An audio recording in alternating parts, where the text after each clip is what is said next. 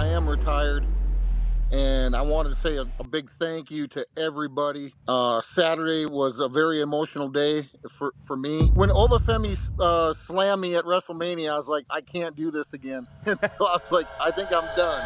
For over 2 decades, Brock Lesnar built a career on being the exception to every rule. He didn't need to wrestle every week to stay relevant. He didn't need a full-time schedule to remain one of the biggest draws in the industry. He simply needed to show up, and the entire wrestling world would stop and pay attention. That's what made this past weekend different from every other Brock Lesnar storyline that came before it. This time, when he walked out of the ring, he wasn't coming back. It started months earlier at WrestleMania 42, when Lesnar stepped into the ring against a rising star named Oba Femi. On paper, it looked like a typical late-career Lesnar match, the kind of appearance he'd made a habit of throughout his second run with WWE, but the outcome told a different story. Femi beat him, and in the moments that followed, Lesnar did something that immediately set off alarm bells across the wrestling world. He left his gloves and his boots behind in the middle of the ring. In professional wrestling, that gesture carries an almost universally understood meaning. It's the traditional signal that a competitor is walking away from the sport for good. Fans reacted instantly. Retirement talk spread across every corner of wrestling media within hours. WWE itself seemed to lean into the moment, quietly shifting Lesnar's profile on the company website into the alumni section, the digital equivalent of hanging a jersey in the rafters. For a brief period, it genuinely looked like Brock Lesnar's WWE career had ended in Las Vegas, on a loss to a performer many fans hadn't even heard of a year earlier,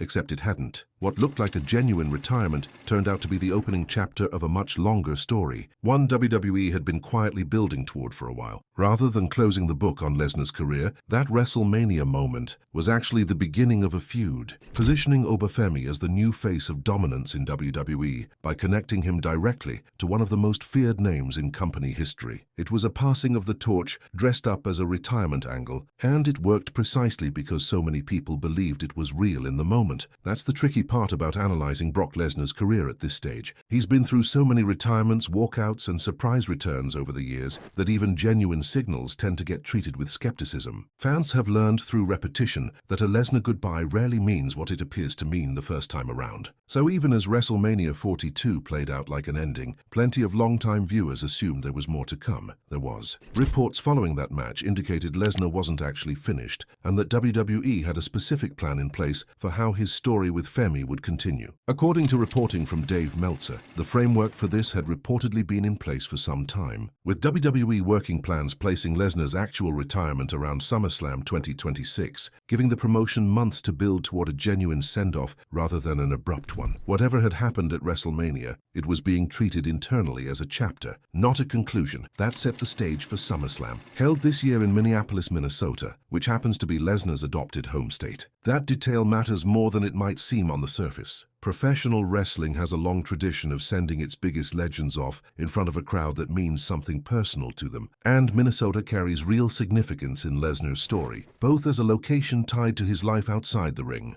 and as a fitting symbolic full circle for a career that started with him being introduced to audiences as an unstoppable physical force nearly a quarter century earlier. The rematch with Oba Femi was booked inside Hell in a Cell, a structure historically reserved for WWE's most brutal and consequential encounters. Given everything that had already been building since WrestleMania, there was an unmistakable sense heading into that night that this match was going to matter, in a way most matches simply don't. It wasn't just a rematch. It was being treated by nearly everyone involved as the actual ending this time. The match itself lived up to that billing. Described afterward as one of the most physically brutal Hell in a Cell matches in recent WWE history, it saw Femi ultimately get the better of Lesnar, finishing him off with his signature fall from grace to retain control of the narrative WWE had been building around him. For a performer with Lesnar's reputation, being on the losing end of that kind of encounter could easily have read as simply another statistic in a long career full of both wins and losses. Instead, what happened immediately afterward turned the entire moment into something considerably more significant. Rather than storming off or reacting with anger, Lesnar raised Oba Femi's hand in victory in front of a sold-out crowd inside US Bank Stadium on his own adopted home turf. Brock Lesnar personally told the audience that Femi represented the future of WWE. It's hard to overstate how rare that kind of moment actually is in professional professional wrestling. Passing the torch is a phrase thrown around constantly in wrestling commentary, but it's genuinely uncommon to see a performer of Lesnar's stature deliver that message so directly and so publicly in his own voice, immediately following his own defeat. That moment alone would have been a fitting send-off on its own. But 2 days later, Lesnar made things unmistakably official. Appearing on the Pat McAfee Show, he sat down and told the audience plainly that he was retired, not hinting at it, not letting his gear do the talking the way he had months earlier in Las Vegas. He said it directly, thanking fans for following his career and describing the emotional weight of what he'd just been through in Minneapolis. What made that interview resonate wasn't just the announcement itself, but the honesty behind it.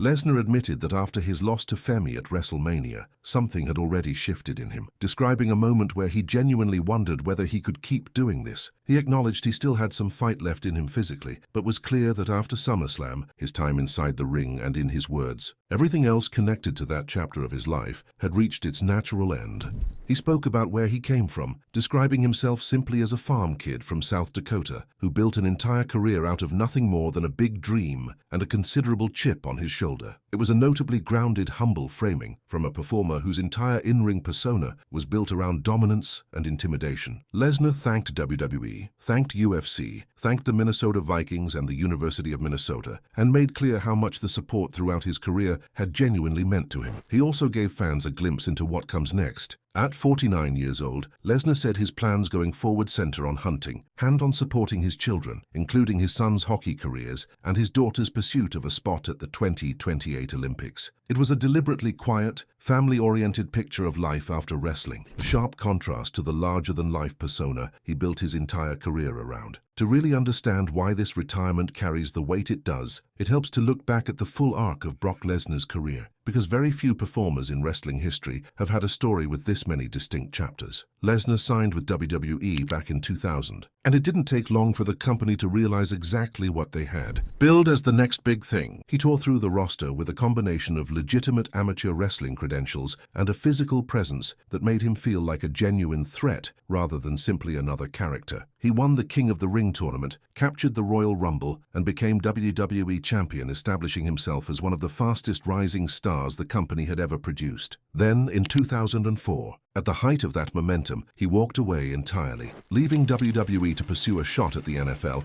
before eventually becoming one of the most dominant champions in UFC history. That departure alone would have made for a memorable career, but Lesnar's return to WWE years later added an entirely different dimension to his legacy. Rather than simply picking up where he left off, he came back as something closer to a genuine attraction, appearing selectively rather than as a full-time roster member, and using that scarcity to make every appearance feel like a genuine event. It was during this second run that he produced what remains one of the most shocking moments in WrestleMania history, ending The Undertaker's undefeated streak at WrestleMania 30, a result so unexpected that live crowds reacted with something closer to disbelief than excitement. From there, Lesnar became a fixture of WWE's biggest matches for years, cycling in and out of retirement talk multiple times along the way, feuding with performers like Goldberg and John Cena, and eventually building one of the most significant rivalries of the past decade against Roman Reigns. Their program stretched across several years and multiple high-profile matches, helping define an entire era of WWE's championship scene. Lesnar's contract eventually lapsed in 2020, leading to another extended absence, before he returned again in 2021 to reignite his rivalry with Cena, a program that carried through to the final stretch of Cena's own career. By the time Oba Femi entered the picture, Lesnar had already lived through more career chapters than most wrestlers experience in a lifetime. That history is exactly what made this particular send-off feel different from the ones that came before it. This wasn't simply another temporary exit before an inevitable return. It was framed, structured,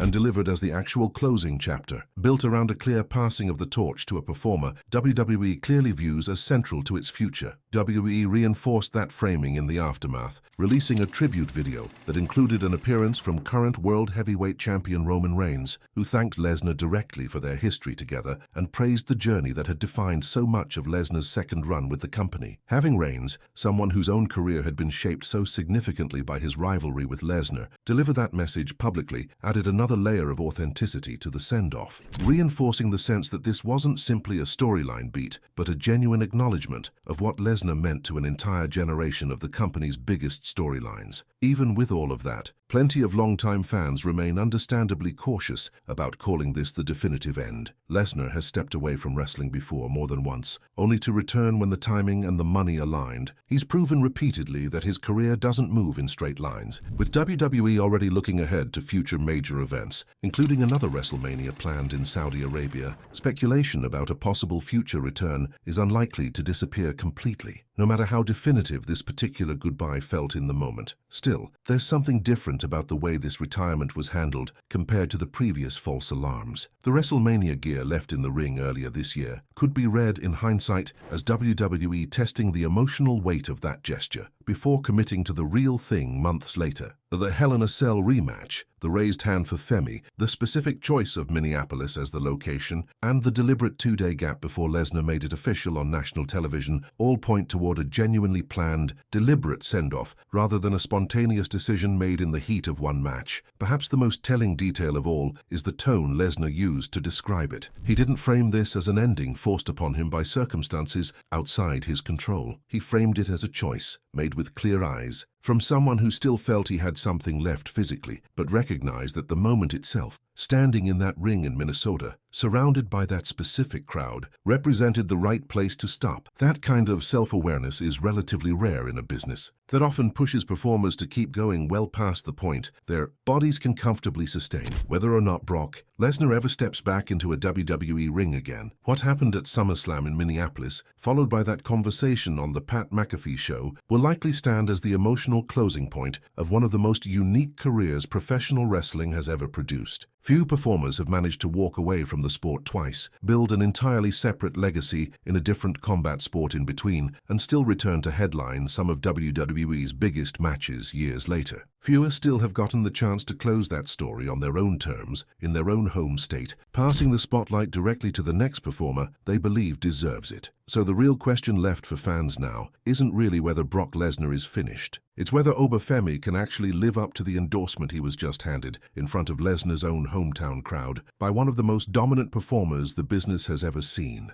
That's a considerably harder question to answer, and it might end up defining the next several years of WWE's championship picture far more than Lesnar's own retirement does. What do you think? Is this really the end for Brock Lesnar, or are we simply looking at the quiet before another unexpected return? Let me know in the comments.